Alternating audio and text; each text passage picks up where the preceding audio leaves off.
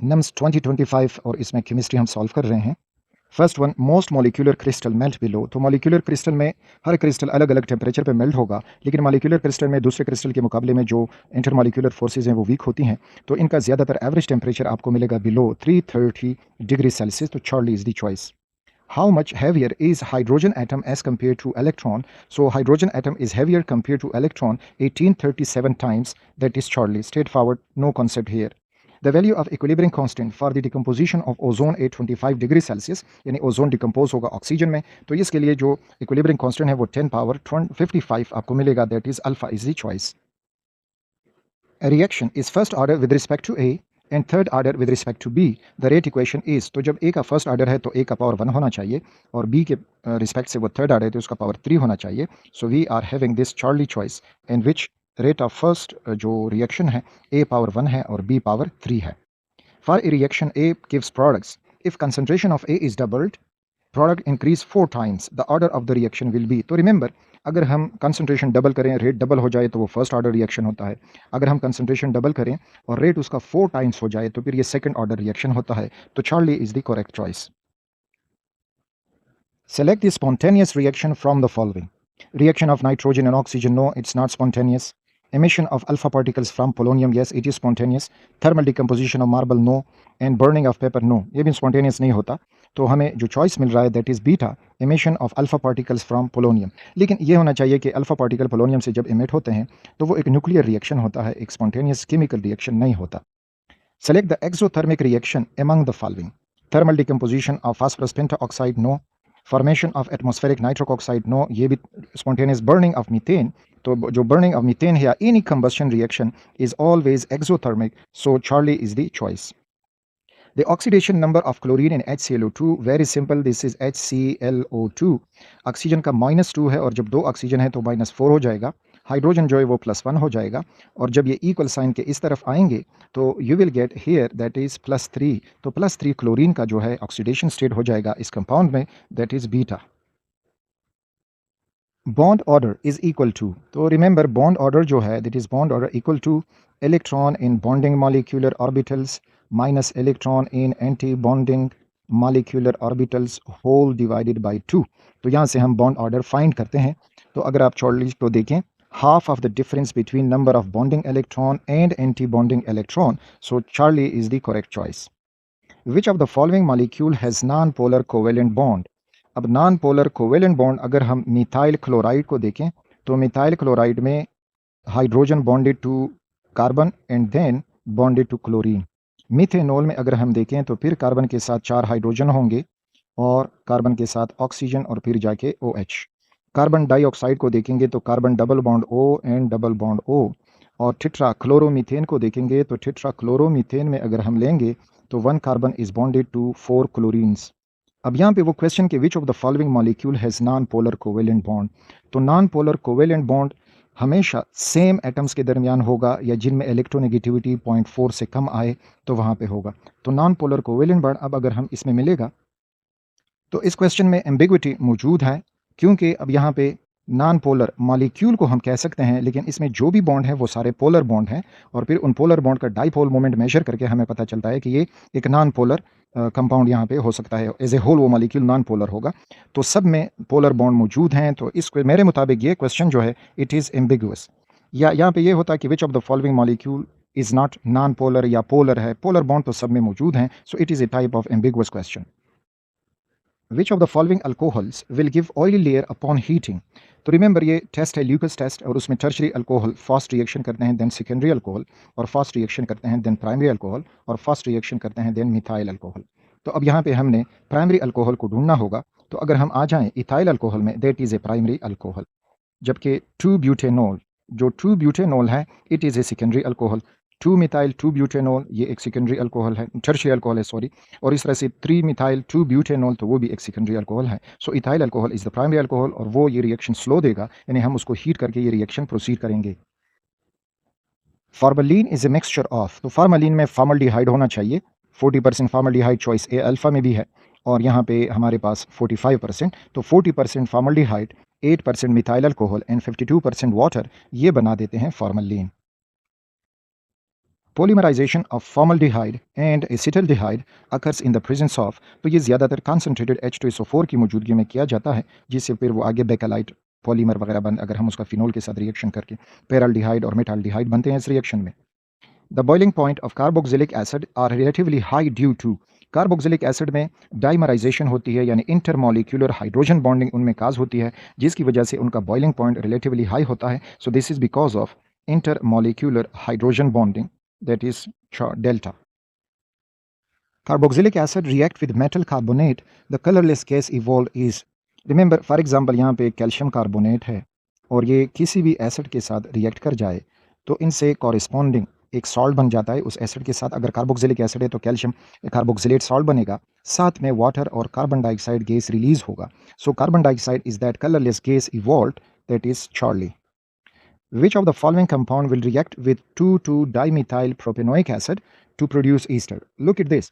2,2-dimethyl propanoic acid is a carboxylic acid और carboxylic acid जब हम अल्कोहल से रिएक्ट करते हैं तो एस्टिफिकेशन रिएक्शन होता है. तो search for alcohol in the choices. Here you can get ethanol at Charlie. This is an alcohol which react with this carboxylic acid and you will get the corresponding ether. The most abundant protein in the animal kingdom, forming 25 to 35% of the body protein is, तो ये collagen है और collagen हमारे पास simple protein के class में आते हैं. They are simple proteins. Protein present in connective tissue of human body, तो कनेक्टिव टिश्यू जो है वो कोलेजन से होता है. They are collagens. In human body ferritin is use to store, that store iron. In human body ceruloplasmin acts as a carrier of copper, तो ये copper metal carrier है. Predict the element with lowest ionization energy, तो अगर हम magnesium को ले लें तो ये पीरियड के शुरू में सोडियम के बाद एग्जिस्ट करता है और इस तरह लेफ्ट टू राइट जब हम जाते हैं तो आयोनाइजेशन एनर्जी इंक्रीजेस, तो लोवेस्ट आयोनाइजेशन एनर्जी आपको मिलेगी मैग्नीशियम की, that is magnesium. Select the group 2 element which has the highest atomic radius, तो down the group radius increases, तो इसमें beryllium, magnesium, calcium, strontium and barium आखिर में आएगा. So barium has the largest radius. Which of the following element has least boiling point, so all are alkali metals और alkali metals में down the group boiling point decreases, तो इनमें least boiling point जो down the group है that is cesium, तो cesium has the least boiling point, delta is the choice. 2-pentanone and 3-pentanone are examples of metamers as well as position isomers, तो ये दोनों इस पे fit होते हैं. so यहाँ पे correct choice position isomers. और जबकि दोनों में मेटामर्स में इसलिए कहता हूँ कि मेटामर्स वो होते हैं कि फंक्शनल ग्रुप के लेफ्ट राइट पे कार्बन एटम्स की तादाद डिफर करती है, तो वो कहलाते हैं मेटामर्स. पोजीशन आइसोमर्स वो होते हैं जिनमें कार्बन चेन सेम रहता है लेकिन एक स्पेशल ग्रुप हो या सब्स्टिट्यूएंट हो वो अपना पोजीशन चेंज करे, तो इस वजह से यहाँ पे बेस्ट चॉइस जो है that is metamers.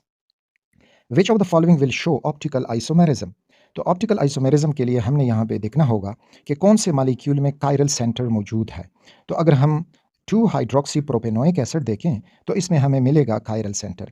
This is two hydroxypropanoic acid, 3 carbon होने चाहिए, COOH, यहाँ पे ये हो जाएगा CH3, यहाँ पे H और यहाँ पे OH. तो अब यहाँ पे this carbon is bonded to 4 different groups, तो इस वजह से ये कायरल कार्बन हुआ और ये हमें ऑप्टिकल आइसोमेरिज्म शो करके देगा. Which of the following is an electrophile in sulphonation, sulphonation में जो इलेक्ट्रोफाइल है that is SO3, sulphur trioxide is that electrophile. Acetylene reacts with hydrogen bromide to form, अच्छा अब यहाँ पे ट्रिक जो हमें दिया गया है वो है मार्कोनी-कॉफ्स रूल का. ये एसिटाइलिन है और फर्स्ट जो स्टेप होगा तो उसमें जब हाइड्रोजन ब्रोमाइड इसमें ऐड होगा so there is no obedience for the Markovnikov's rule, तो ये बन जाएगा CH2 डबल बॉन्ड CH और फिर ब्रोमाइड आइन. लेकिन नेक्स्ट स्टेप में जब फर्दर HBr ऐड होगा तो अब यहाँ पे मार्कोनी-कॉफ्स रूल फॉलो होके जो हाइड्रोजन है तो वो इस CH2 की तरफ जाएगा, तो ये हो जाएगा CH3 और ये जो CH कार्बन है इसके पास पहले से भी ब्रोमीन था और दूसरा ब्रोमीन भी आया, so it is one one dibromoethane. So one one dibromoethane is the beta choice. Generally the decreasing order of reactivity, तो remember alkane, alkene, alkynes में alkenes are more reactive than alkynes and alkynes are more reactive than alkane, so Charlie is the correct choice. Racemic mixture formed in SN1 reaction is due to the presence of empty. अच्छा इस यहाँ पे जो हमें planar carbocation मिलता है तो उसके साथ एक p अनहाइब्रिड ऑर्बिटल हो जाता है या एम्प्टी ऑर्बिटल होता है और वो एम्प्टी ऑर्बिटल इस पे अटैक कर जाता है. So there is a presence of empty p orbital in that planar carbocation जो SN1 के फर्स्ट स्टेप में बन जाता है. The order of reactivity of alcohol with respect to cleavage of carbon oxygen bond, तो उसमें tertiary alcohol more reactive than secondary alcohol and more reactive than primary alcohol. So alpha is the choice. Consider the following reaction. और उसमें है कि if when 40 gram of sodium hydroxide react with 49 gram of sulfuric acid, the number of water molecules produced. तो इन दोनों की quantity दी गई हैं, तो फर्स्ट ऑफ ऑल इसमें हमने लिमिटिंग रिएक्टेंट देखना होगा। तो अगर हम इसको लिखें, इसका रिएक्शन लिखते हैं, that is sodium hydroxide reacting with sulfuric acid producing sodium sulfide Na2SO4 and water. Reaction को फर्स्ट ऑफ ऑल बैलेंस करते हैं। इधर अगर हम 2 लगाएंगे और यहाँ पे 2 लग जाएगा तो रिएक्शन बैलेंस हो जाएगा। अब यहाँ से मोल मोल कन्वर्जन देखें, 2 मोल sodium hydroxide and 1 mole sulphuric acid produces 1 mole sodium sulphate and 2 moles of water. अब उन्होंने हमें दिया है 40 ग्राम NaOH। 40 ग्राम NaOH जो है वो 1 मोल होता है। 40 ग्राम इज इक्वल टू 1 मोल। और 49 ग्राम जो हमें सल्फ्यूरिक एसिड दिया है, तो जो 49 ग्राम सल्फ्यूरिक एसिड है, इट बिकम्स 0.5 मोल, ये हाफ मोल हो जाता है। अब अगर 2 मोल सोडियम हाइड्रोक्साइड है तो 1 मोल H2SO4 के साथ रिएक्ट करके 2 मोल वाटर बनेगा। अब यहाँ पे हमें कोई लिमिटिंग रिएक्टेंट नहीं दिया गया, दोनों स्टोइकियोमेट्रिक क्वांटिटी में दिए गए हैं। 1 मोल अगर सोडियम हाइड्रोक्साइड हो जाए तो उसके साथ फिर हाफ मोल सल्फ्यूरिक एसिड चाहिए और हमारे पास 1 मोल वाटर बन जाएगा। अब 1 मोल वाटर में वो मॉलिक्यूल्स मांग रहे हैं, तो 1 मोल वाटर में एक एवोगैड्रो नंबर के मॉलिक्यूल्स होंगे और वो है 6.02 × 10⁻23। तो ये मॉलिक्यूल इसमें मौजूद होंगे या प्रोड्यूस होंगे। Number of electrons in A subshell can be calculated by the formula. तो उसके लिए फार्मूला 2 × 2l + 1, 2 × 2l + 1 ये फार्मूला इस्तेमाल होता है, जहाँ पे l जो है that is azimuthal quantum number और वो s के लिए 0 लग जाएगा तो आंसर 2 आएगा, p के लिए 1 लग जाएगा तो आंसर जो है वो 6 आएगा और इस तरह d के लिए 2 लग जाएगा, आंसर 10 आएगा। So this is that formula used for the finding electrons in a subshell. When 5d orbital is complete, the entering electron goes into। तो अगर हम 5d के लिए n + l रूल कैलकुलेट करें, दैट इज़ 5 और azimuthal quantum number है 2, तो हमें मिल जाएगा 7। अब यहाँ पे 6s है, तो 6s के लिए एजीमुथल क्वांटम नंबर 6 + 0 = 6। इसमें तो इंटर, क्योंकि ये तो 5d से पहले फिल हुआ होगा। उसके बाद 6p है, तो 6p में 6 is principal quantum number and 1 is the azimuthal quantum number become 7। तो हाँ, अब जो 5d है उसके बाद 6p में इलेक्ट्रॉन जाएंगे, that is beta choice. 6d का आंसर भी ज़्यादा आएगा, 6f का आंसर भी ज़्यादा आएगा, तो 5d के बाद जिसने फिल होना है तो वो है 6p। Which of the following relationship is correct for kinetic energy of gases? So that is kinetic energy 3RT divided by 2 Avogadro's number. So beta is the choice. The fourth state of matter, very easy, that is plasma. Which factor does not affect the rate of evaporation? Surface area affect करता है, temperature affect, intermolecular forces, amount of liquid does not affect the rate of evaporation. Which of the following is responsible for low boiling point of diethyl ether is compared to water?